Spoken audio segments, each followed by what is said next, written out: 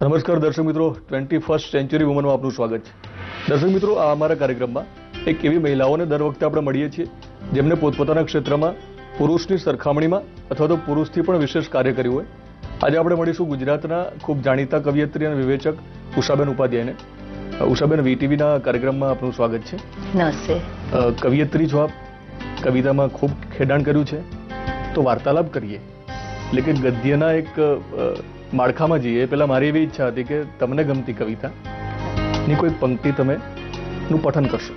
કવિતાની બે પંક્તિઓ સંભળાવું. પથ્થરની કોઈ ધારે ખીલ્યું ફૂલ જોયું ને ફળી જાતરા, કોઈ આંખમાં જળની ઝીણી ઝૂલ જોઈ ને ફળી જાતરા, ને આખે આખો પાડ અમે ક્યાં ઉંચકી શકતા. કૃષ્ણની વાત. આખે આખો પાડ અમે ક્યાં ઉંચકી શકતા, ખભે હતી એ ડાંગ ધરી ને ફળી જાતરા, પથ્થરની કોઈ ધારે ખીલ્યું ફૂલ જોયું ને ફળી જાતરા, કોઈ આંખમાં જળની ઝીણી ઝૂલ જોઈ ને ફળી જાતરા. તમારા જાણીતા જે પ્રકાશન છે જળબિલ્લોરીની આ રચના હતી, તો શરૂઆત આપણે ત્યાંથી કરીએ. એ કૃતિની રચના તમે કયા સંજોગોમાં કરી હતી? શીર્ષકની વાત છે, વિષયની વાત છે, તો એના વિશે થોડી વાત કરશો. બહુ સરસ પ્રશ્ન કર્યો તમે. એક સર્જકને એની આખી પ્રક્રિયાના ઊંડાણમાં લઈ જતો પ્રશ્ન કર્યો તમે. આ હમણાં મેં જે પંક્તિઓ સંભળાવી એમાં જે વાત છે કે પથ્થરની કોઈ ધારે ખીલ્યું ફૂલ, એટલે અનુકૂળ સંજોગોમાં કશુંક થાય એ તો બરાબર છે, થઈ શકે, પણ ભેખડોની વચ્ચે, ચટ્ટાનોની વચ્ચે કોઈ નાનકડો છોડ નીકળી આવે અને એમાં જો ફૂલ ઉગે એમ, તો એને એના દર્શન કરવા માત્રમાં આપણને ખરેખર એક સાર્થક્યનો અનુભવ થાય, જીવનનો એક ગહન સંદેશ એની પાસેથી મળે. તો એ જ રીતે કોઈ સાવ અજાણ્યાને આપણે મદદ કરીએ. માનો કે કોઈ વૃદ્ધ છે, રસ્તો ઓળંગી નથી શકતા ટ્રાફિકમાં અને ઊભા છે નિસહાય થઈને, અને એકાએક આપણું ધ્યાન ગયું હોય, આપણે હાથ પકડીને રસ્તો એમને ઓળંગાવ્યો હોય અને એમની આંખમાં જે ભીનાશ તરી આવે, ભાવ તરી આવે, આવી એક આછી ઝલક કોઈની આંખમાં આપણા માટેના ભાવની તરી આવે, તો એમાં જિંદગી ફળ્યાનો અહેસાસ છે, એવી વાત એમાં છે. અને આ જ કવિતાની મારી આ પ્રકારની ઘણી બધી કવિતા, કોઈ એક ક્ષણ, કોઈ દ્રશ્ય હોય અને એમાંથી એક જે સંવેદન જાગે અને એ સંવેદન પછી ભીતરને સાથે લઈને ક્યાંનો ક્યાં પ્રવાસ કરાવે. દાખલા તરીકે જળબિલ્લોરીની જ પંક્તિ છે, વરસાદ ખૂબ ગમે મને, કવિઓ માત્રને ગમે. એમાં વરસાદનું જે ધોધમાર વરસતી ધાર, એને માટે આપણે સાંબેલા ધાર વરસાદ એવું કહીએ છીએ. તો એક આપોઆપ એક કલ્પન મારા મનમાં જે પ્રગટ્યું કે ઝીંકાતા આ સાંબેલા ધારે વરસાદ જે વરસતો હોય એને માટે, કે ધરતીના ખાંડણીએ નભની નાર કયું આ ધાન છડે છે. ધાન છડવાની વાત સ્ત્રીની સાથે જોડાયેલી જ છે, પણ આ ધરતીરૂપી મોટો ખાંડણીઓ અને એમાં સાંબેલા ધારે જે ખંડાઈ રહ્યું છે, તો ધરતીના ખાંડણીએ નભની નાર કયું આ ધાન ચડે છે, ઝીંકાતા આ સાંબેલાનું જોર અને છે જળબિલ્લોરી. ઉષાબેન, જળબિલ્લોરીની વાત કરી, પરંતુ તમારું જે પ્રથમ પ્રકાશન હતું જળની માયા, જળબિલ્લોરી તમારું પ્રથમ હતું. ઓકે.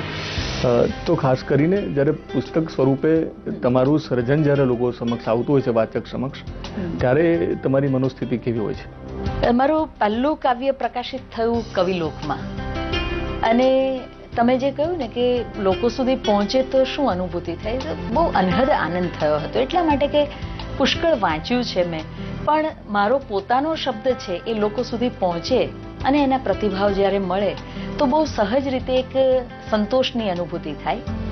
ઘણી વખત એવું બનતું હોય છે કે હું લોકોને બધાને ઓળખતી ન હોઉં, પણ શબ્દ એમના સુધી પહોંચ્યો હોય અને ક્યાંક આમ જ હું નીકળી હોઉં કોઈ કામ માટે અને દૂરથી કોઈ બે જણા એમ કે જુઓ આ ઉષા ઉપાધ્યાય જાય છે, તો મારા શબ્દએ મારી આ ઓળખ આપી છે. મારી બીજી કોઈ ઓળખ મેં ક્યારેય કોઈને આપી નથી, પણ શબ્દ છે એણે એક ઓળખ આપી છે. અને રમેશ પારેખને મને યાદ કરવાનું મન થાય.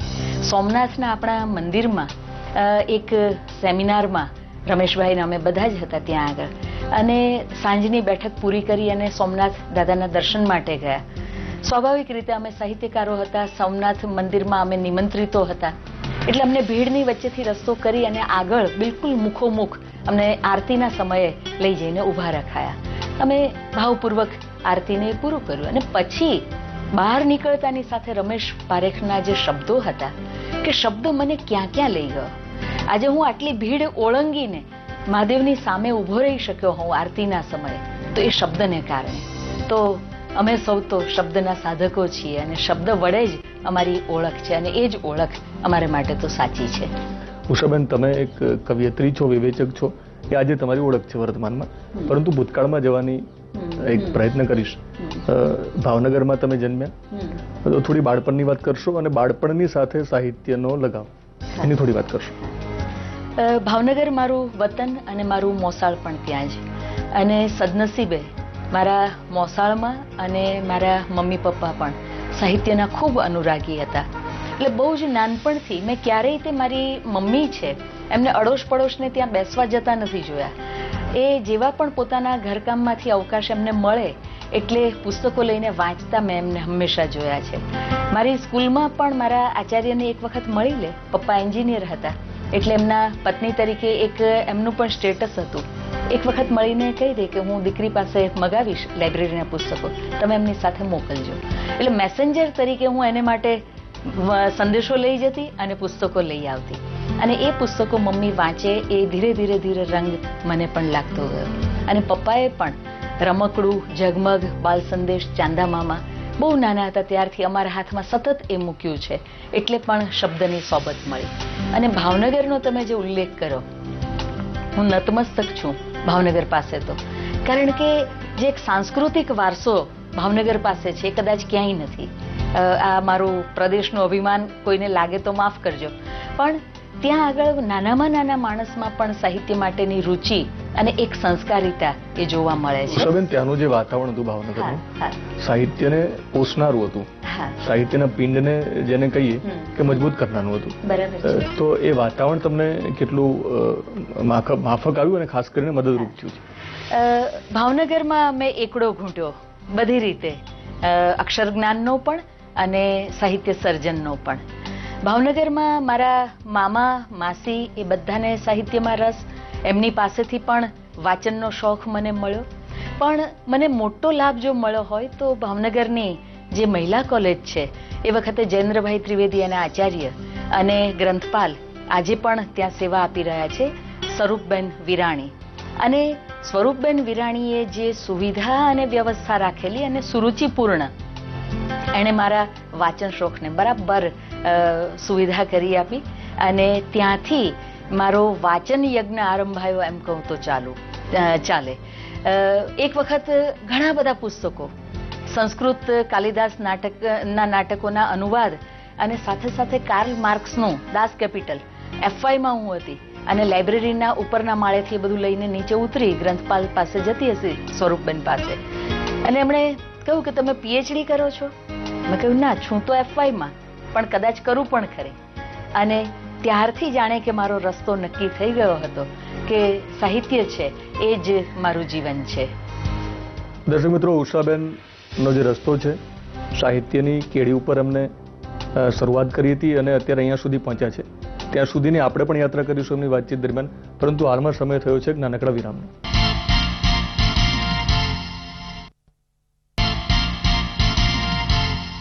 દર્શક મિત્રો, વિરામ બાદ આપનું સ્વાગત છે. ઉષાબેન ઉપાધ્યાય સાથેની વાતચીતનો દોર આપણે આગળ વધારીશું. ઉષાબેન, વાત થઈ જળબિલ્લોરોની, એ તમારું બહુ જાણીતું એક કૃતિ છે, પરંતુ એ સિવાય પણ તમે અરુંધતીનો તારો, એ ઘણી બધી કૃતિનું પ્રદાન કર્યું છે તમે અને ગુજરાતી સાહિત્યને તમે આપ્યું છે. તો અન્ય કૃતિની થોડી વાત કરીશું અને સર્જનની વાત કરીશું. કવિતા લેખનનો આરંભ મેં કર્યો હતો ગીતથી, પણ થોડા ગીતો લખ્યા અને મને એમ લાગ્યું કે આ તો મેઘાણીની છાયા આવે છે એટલે અટકી ગઈ. અને પછી અછાંદસનો દોર ચાલ્યો અને એમાં મને ખૂબ સંતોષ પણ થયો. મારી જે મનમાં એક અભિવ્યક્તિની એક જે ફ્લેર હતી એને યોગ્ય રસ્તો મળ્યો એવું મને લાગ્યું.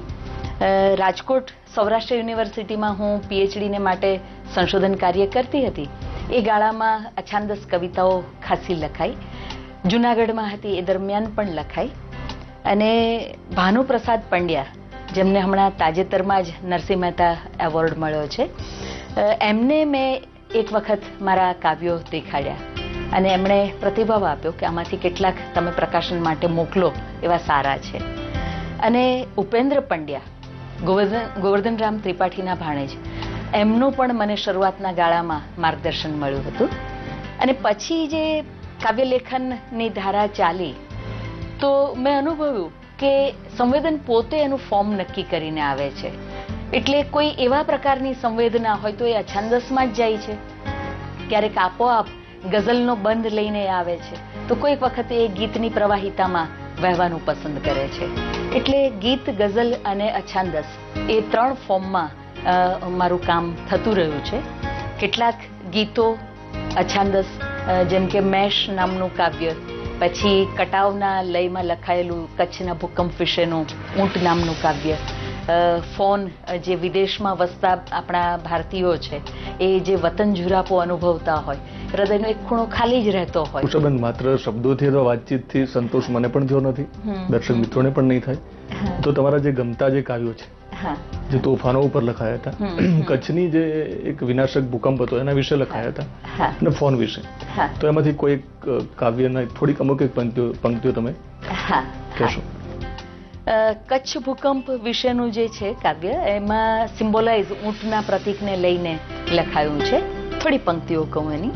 હતા દિવાલે ગયા સમયના ઠાઠ અને અસબાબ સમા કંઈ, ઝૂલ ચાકળા કાંધી તોરણ ભેટ અને તલવાર કટારી, પરસાળ વચાળે અમિયલ નૈણા વાળી બાયું, સુપડે સોતી ધાન કાંબીના રણકા શું હસતીતી, હતા ઢોલીએ લીમડા હેઠે મૂછોના તાવ.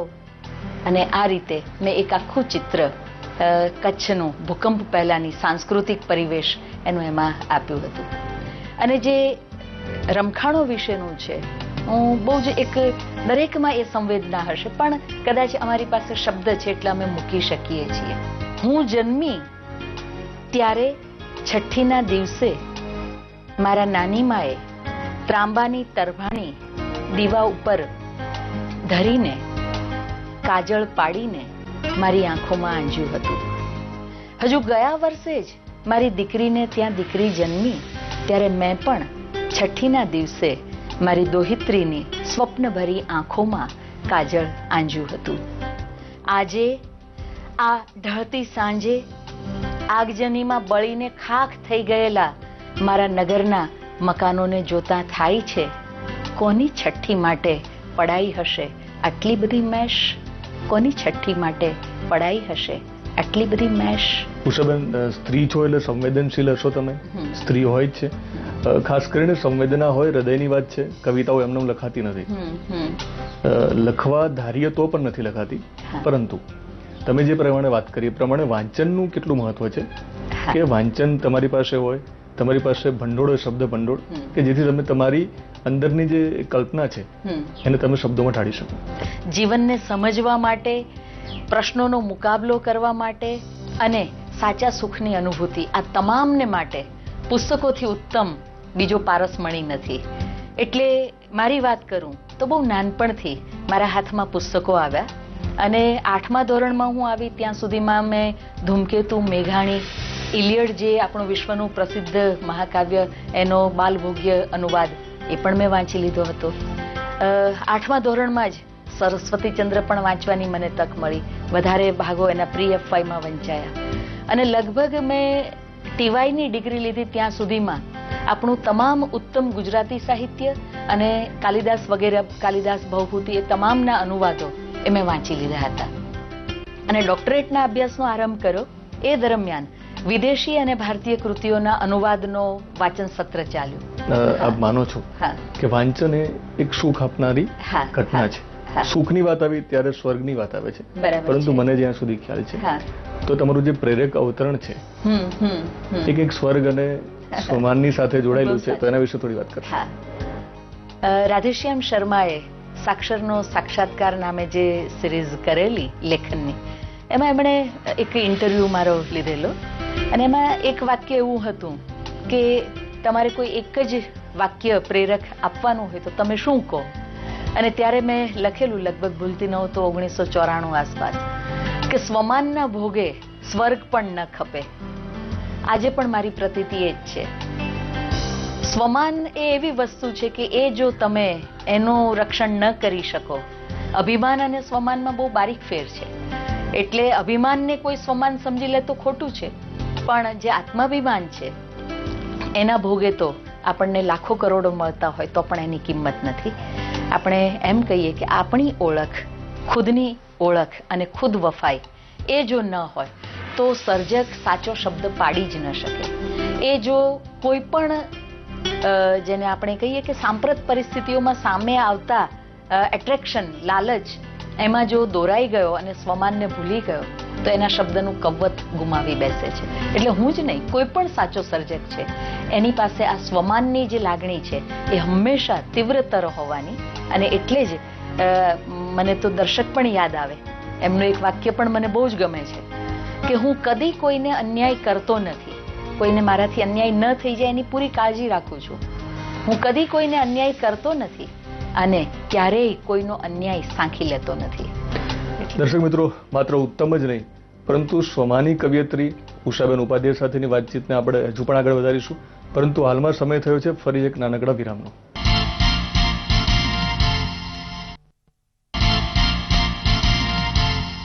દર્શક મિત્રો, વિરામ બાદ ફરી એકવાર આપનું સ્વાગત છે. ઉષાબેન, કવિયત્રી છો, વિવેચક છો, પરંતુ લેખિકા પણ છો. તમે એક ક્ષેત્રમાં પણ ખેડાણ કર્યું છે, ખૂબ ઓછું કર્યું છે પરંતુ મહત્વનું ખેડાણ છે. એના વિશેની થોડી વાત કરશો? કવિતા સાથે બહુ જ શરૂઆતથી નાતો રહ્યો અને સતત લખાતી રહી, પણ બહુ સહજ ક્રમે વાર્તાઓ લખવાનું પણ બન્યું. અને એને માટે પહેલું નિમિત્ત મને પૂરું પાડ્યું હતું આકાશવાણી રાજકોટે. એટલે એક નિમિત્તથી એ વાર્તા લેખન શરૂ થયું, પણ પછી તો એક સરવાણી શરૂ થઈ તો કેટલુંક લખાયું. હું તો ચાલી નામે વાર્તા અને સર્પ નામની વાર્તા એ બંને ગદ્ય પર્વ સામાયિકમાં પ્રકાશિત થયેલી. અને એ બંને વાર્તાઓએ આપણા વિવેચકોનું ખૂબ ધ્યાન દોરેલું. ખાસ કરીને હું તો ચાલી વાર્તા એને તો દાયકાની ઉત્તમ વાર્તા તરીકે કિરીટ દુધાત ઓળખાવે છે. અને વાર્તાના એવા જ બીજા આપણા સાંપ્રત સમયના વાર્તાકાર અને વિવેચક બિપિન પટેલ, એમણે પણ બહુ જ પ્રસન્નતાથી એ વાર્તાની જે કળાત્મકતા છે એના સંદર્ભે કહ્યું હતું કે વાઘ જે રીતે નદીમાં સોંસરવો નીકળી જાય છે એ રીતે આ વાર્તામાં પણ એક લક્ષ્યવેધી ગતિ છે. એટલે વાર્તાઓ કેટલીક લખાઈ છે, સંગ્રહ હજુ હવે આવશે એનો. પણ બીજું એક નિબંધ લેખન, પ્રવાસો મને ખૂબ શોખ છે અને નિબંધ લેખન છે એ પણ એ નિમિત્તે થતું રહ્યું છે. બદ્રીનાથના પ્રવાસ વિશેનો મારો નિબંધ છે એ શબ્દ સૃષ્ટિના વિશેષાંકમાં પ્રકાશિત થયો હતો અને એટલા બધા પત્રો મળ્યા હતા. મને એમ થયું કે મેં તો પ્રવાસ કર્યો પણ એનો આનંદ વાચકોએ પણ લીધો. એટલે ગદ્યની સાથે ગદ્યમાં જ જો વાત કરું છું તો એ પણ કહું કે બાળ વાર્તાઓ લખતા મને બહુ જ આનંદ આવ્યો હતો અને બાળ નાટકો પણ 2 જ્યારે લખ્યા મેં. ખાસ તો એ બાળ નાટકો મસ્તીખોર મન્યો એ એનો ટાઇટલ છે. અને એ નાટકો મેં એટલા માટે લખ્યા હતા કે મારે રંગમંચની આખી જે ડિવાઇસીસ છે, એની આખી જે પ્રક્રિયા, એની વિશેષતા, એની મર્યાદા, એના પડકારો, એ બધાને મારે આત્મસાત કરવા હતા. ઉષાબેન, સાહિત્ય સર્જન તમે જે કર્યું છે, તમારું જે પ્રદાન છે, એને લઈને વાચકોએ તો ઘણા બધા પત્રો લખ્યા હતા. સાબિતી છે કે તમે વાચકોના હૃદય સુધી પહોંચ્યા છો. પરંતુ તમારી આ સેવાની નોંધ ગુજરાતી સાહિત્ય પરિષદે પણ લીધી છે, અનેક સંસ્થાનોએ પણ લીધી છે. તો તમને કયા કયા એવોર્ડ મળ્યા છે અને કેવી લાગણી થઈ છે જ્યારે એવોર્ડ મળ્યા ત્યારે? નમ્રતા સાથે અને સંકોચ સાથે પણ કહીશ, કારણ કે સંતોષનું પૂર્ણ વિરામ કોઈ સર્જકના જીવનમાં ક્યારેય ન હોય. મેં જે કંઈ કામ કર્યું છે એના સંદર્ભે ગુજરાતી સાહિત્ય પરિષદ તરફથી મને બટુભાઈ ઉમરવાડિયા પારિતોષિક અને ભગિની નિવેદિતા પારિતોષિક એ મને મળેલા. અને ઉત્તર પ્રદેશ હિન્દી સંસ્થાન લખનૌમાં છે, એમણે સૌહાર્દ સન્માન પુરસ્કાર એ મને એનાયત કરેલો. અને હમણાં તાજેતરમાં માલવા રંગમંચ સમિતિ તરફથી હિન્દી સેવી સન્માન મળ્યું છે. હું ગુજરાતી અને હિન્દી બંને ભાષામાં લખું છું, બંને ભાષા મને સમાન રીતે ગમે છે, એટલે આ પારિતોષિકો મળ્યા છે. ઉષાબેન, સંપાદન પણ તમે ઘણું કર્યું છે, તો ખાસ કરીને અર્વાચીન જે કવિયત્રીઓ હતી એની શ્રેષ્ઠ કૃતિનું સંપાદન કર્યું છે. એ કાર્ય વિશે થોડી વાત કરશો? મારું જેને આપણે જો કેવું અંગ્રેજી શબ્દો વાપરીને ડ્રીમ પ્રોજેક્ટ, તો છેલ્લા 10 વર્ષથી હું ગુજરાતી નારી લેખન વિશે કામ કરી રહી છું અને ગુજરાતી સાહિત્યના પુષ્કળ પુસ્તકો મેં વાંચ્યા છે, ઇતિહાસો તમામ જોઈ લીધા છે અને મને એવું લાગ્યા કરતું હતું કે એક ખૂણો ખાલી રહ્યા કરે છે. બહેનોએ નથી લખ્યું એવું નથી, પણ જે રીતે એ સામે આવવું જોઈએ એ રીતે આવતું નથી. એટલે મેં એ કામ હાથમાં લીધેલું અને મીરાથી આજ સુધીના આપણા કવયત્રીઓ 2007 સુધીના એ 500 વર્ષના સમયગાળાના કવયત્રીઓ, એમની કવિતાનું સંશોધન સંપાદન મેં કર્યું અને ગુજરાત સાહિત્ય અકાદમી ગાંધીનગર એમની પાસે દરખાસ્ત મૂકી હતી ને એમણે સ્વીકારી એ પ્રકાશન કર્યું. મીરા તો જાણીતા છે જ, ગંગા સતી પણ જાણીતા છે, પણ ગંગા સતીની વીજળીના ચમકારે મોતીડા પરોવરે પાનબાઈ એ તો જાણીતી ખરી પંક્તિ, પણ મને જે ગમી કે ધ્યાન ધારણા કાયમ રાખવી ને કાયમ કરવો અભ્યાસ રે, ભાળી ગયા પછી એટલે કે કશું પ્રાપ્ત થઈ જાય પછી, ભાળી ગયા પછી તરપત ન થાવું ને વિશેષ કરવો અભ્યાસ રે. તો આ વિશેષ કરવો અભ્યાસ રે એ ધ્યાન મંત્ર જાણે કે મને ગંગા સતી આપી ગયા આ કામ કરતા કરતા. ઉષાબેન, આપ ગુજરાતી સાહિત્ય સાથે ખૂબ નજીકથી જોડાયા છો, તો અંગ્રેજીનું જે અત્યારે એક પ્રકારની ફેશન છે ગુજરાતમાં, તો આ ભાષા, અંગ્રેજી ભાષા ગુજરાતી સાહિત્યને ક્યાંક જોખમમાં મૂકી રહી છે? આ બહુ નાજુક પ્રશ્ન છે. વાદ વિવાદ આ પ્રશ્ન સતત ચાલતા રહ્યા છે આપણી આસપાસ, પણ બહુ વર્ષોના નિરીક્ષણ અને મનન પછી હું એવું કહું કે માતૃભાષાનો કોઈ વિકલ્પ ક્યારેય ન હોઈ શકે. એટલે જે પ્રવાહ અત્યારે ચાલી રહ્યો છે એ અંગ્રેજી તરફનો છે, પણ એ આપણી પોસ્ટ કોલોનિયલ માનસિકતા છે, અનુઆધુનિક જેને આપણે કહીએ. સંસ્થાનવાદ જે ગયા, સંસ્થાનો ગયા, પણ સંસ્થાનવાદ આપણે ત્યાં હજુ કાયમ છે, એની એ નિશાની છે. પણ એટલું કહીશ કે નવી પેઢીમાં પણ એક વર્ગ એવો છે કે જેને સાહિત્ય સાથે લગાવ છે. તમારા સાહિત્યના વિશ્વમાં આજે પણ ઘણા યુવા પ્રતિભા પ્રવેશ કરતી હશે ને પગરણ કરતી હશે. બરાબર છે. ટીવીનું આક્રમણ, ફિલ્મોનું આક્રમણ, આ બધા અતિક્રમણ વચ્ચે જે યુવાનો આ ક્ષેત્રમાં આવવા માંગે છે એમને તમારા તરફથી શું સંદેશ હોઈ શકે? હું ચોક્કસપણે એમ કહું નવી પેઢીમાં જે કલમ અને શબ્દની સાથે કામ પાડી રહ્યા છે એમને કે તમે સાચે રસ્તે છો.